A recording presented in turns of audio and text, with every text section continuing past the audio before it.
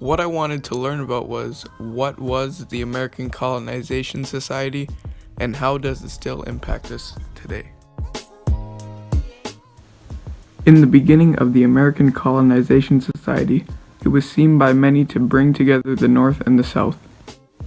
The North wanted to help the free slaves emigrate back to Africa. Meanwhile, the South thought to keep the moral views of the country at hand, they would need to remove the African American population. In the year 1816, the ACS has gotten the support of Henry Clay and Francis Scott Key, as well as Robert Finley. There is a moral fitness in the idea of returning to Africa her children whose ancestors have been torn from her by the ruthless hand of fraud and violence. Transplanted to a foreign land, they will carry back to their native soil the rich fruits of religion, civilization, law, and liberty. Henry Clay. Black people living in America would never receive the full benefits of citizenship, and that they would fare much better on the friendly shores of Africa. Paul Cuff. In the year 1819, Congress approved $100,000 to the group in thoughts that it would bring the country together. Then the first ship, called the Elizabeth, sailed from New York to West Africa, with 88 immigrants and 3 white officers. Within 3 weeks of the landing, all 3 whites and 22 immigrants had died from the yellow fever. The immigrants had faced many challenges just like the immigrants to America had faced. They had dealt with disease and were also getting attacked by the native tribes.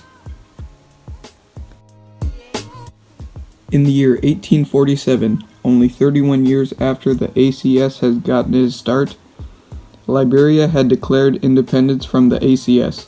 Liberia declared independence from the American Colonization Society in order to establish a sovereign state and create its own laws governing commerce.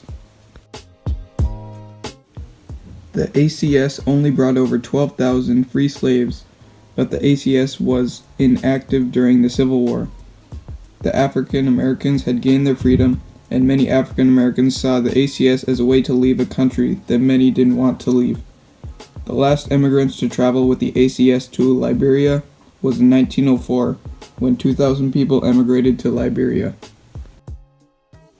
The ACS was seen as a success to some because it had emigrated many blacks back to Africa, but some see it as a failure because only 12,000 people emigrated with the ACS and it did not help in bringing our country together at all.